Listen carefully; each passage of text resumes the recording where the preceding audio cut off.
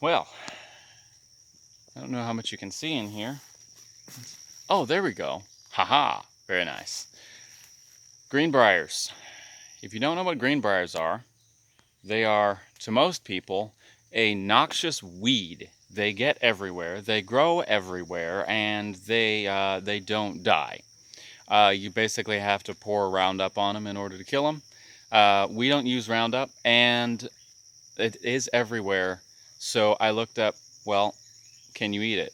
Remember I said a few episodes ago that I was going to find out if there are things in this wood that we can eat and how much we can eat it and how we can eat it. Well, I found that not only is Greenbrier edible, it has many reported medicinal uses, and all of it is edible. So I'm going to show you what it looks like here. I'm on the phone because I need to get up close and personal with this. So this is what the Greenbrier plant looks like here. This. Very viney. There is a colloquial name for it called wait a minute vine, because it will grab onto you and hold on. It has these thorns on it. If you can see that there. There's a thorn. So how to identify this? Palmate leaves. See the ribs on the leaf? 1, 2, 3 ribs on that leaf. It's got kind of a waxy top side and kind of a dusty underside. The leaves are shaped like this. Now they can be tiny, like that, to massive, like this. So they can get a decent size. And the vines really do go everywhere. They will trail along the ground. Excuse me. They will trail along the ground. They will shoot up trees. They don't get very high, actually, so they're more scrubby. They're not like grapevines. They're not like poison ivy. They won't go 20, 30 feet up. At least not that I've seen in these woods. Some other ways to tell is these have tendrils that branch off from where the leaves come out or where the branches split, and they have the thorns. There are a couple lookalikes, but only the only Greenbrier has palmate leaves, tendrils, and thorns. So that's important. So the Greenbrier is edible. Now, most of the plant is not going to be edible at one time. The new growth, anything above ground, the new growth, usually earlier in the year, but it kind of grows year-round unless it's too cold to grow. The new growth is edible. The rest of it is kind of tough and woody. Like this here, it's just kind of papery. Puh. It doesn't taste like much when they're old. But what you want to do is when you have the plant, you will take this, and this here, see, it's mature, so it bends like that. Whoop. So it bends. But the fresh, new growth at the end, if I were to bend this, it would snap. It'd have a nice, crisp snap. Basically, treat it like asparagus. If it bends, it's too far gone.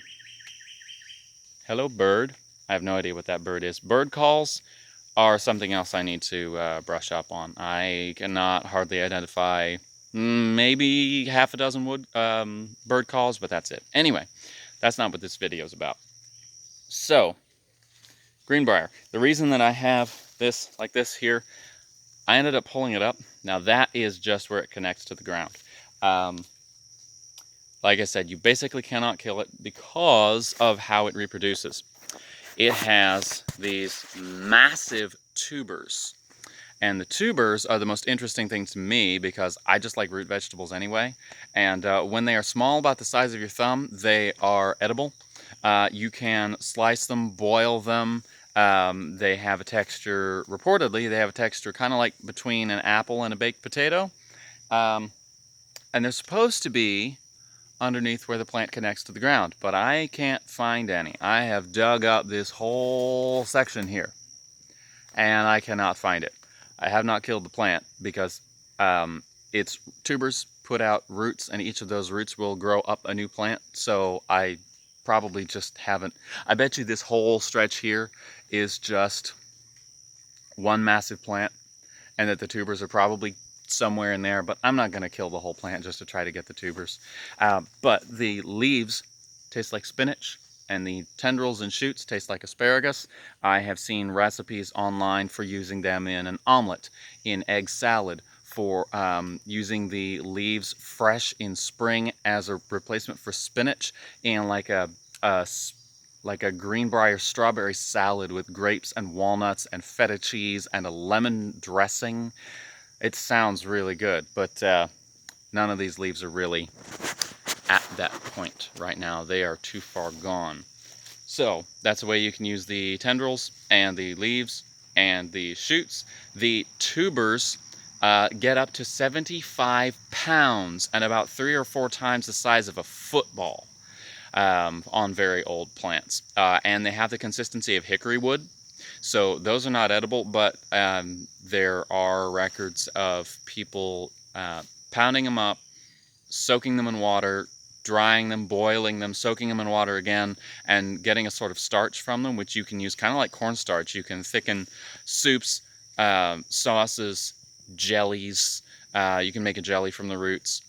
There were several reported medicinal uses for various combinations of the roots and leaves and stems for gout, various stomach pains, urinary infections,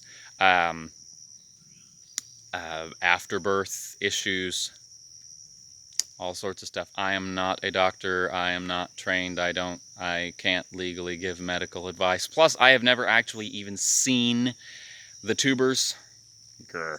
And I haven't ever, I mean, I've eaten parts of the plant, but I've never actually used it for medicinal stuff. So I can't really say.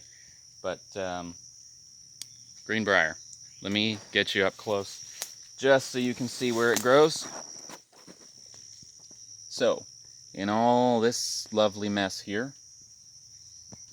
Greenbrier. Again, palmate leaves. They are ribbed. 1 rib, 2 rib, 3 rib. Waxy on one side. Waxy looking. They don't feel waxy, but shiny on one side, not shiny on the other side. They have thorns. And if you can't see them, you will feel them. Let's see. Right here.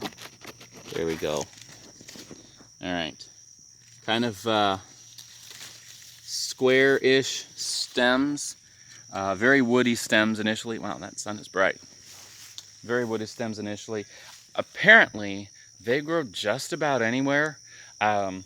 Here, they just grow all through the woods, anywhere that there is disturbed ground.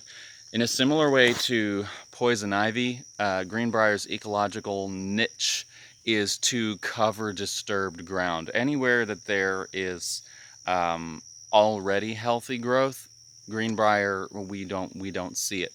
There are areas out in the woods where it's just 100 square feet of poplar saplings. There's no Greenbrier there. There are places that have well-established, there's a cedar tree and some raspberry canes and some black raspberries and a sassafras and a pawpaw and some persimmons and some other herbs, actually medicinal herbs that we have records of how people use them. So we're excited about that. But Greenbrier isn't there. It's these places at the edge. I'll show you where we are here. We are right at the edge of the grass area. You can see a couple of older trees that are there. We've got 1, 2, 3, 4, 5, and then right here on the edge. In case you missed the video a couple episodes ago, this edge is very important ecologically because it protects the other plants in the woods. I don't know if you can see here, but yeah, here we go. So this is the edge, but then you go just a few feet in, woods. See that? it opens up.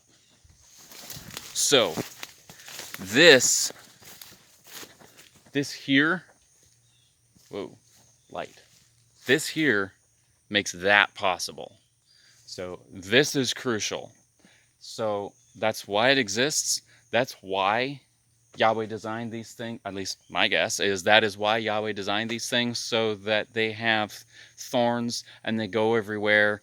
They slow stuff down. You can't just tromp right in there. You can't have a massive herd of deer or cattle or pigs or goats or people that just barges in here and tramples everything. This is a barrier. The vines will survive the winter. The leaves will die off, but the vines will survive the winter. And they will also produce berries.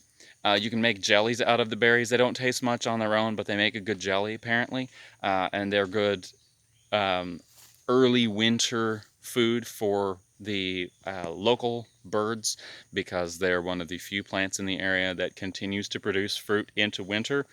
So it's good for that as well. But since the vines stay there, they also provide a barrier for snow. So if we get heavy snowfall or snow drift, it will pile up against the massive mat of vines rather than going straight into the woods, piling up against the young trees and killing them by frost. So there is a reason for everything. And these are edible. Eat weeds. I love it. I'm looking forward to finding out what others we can use.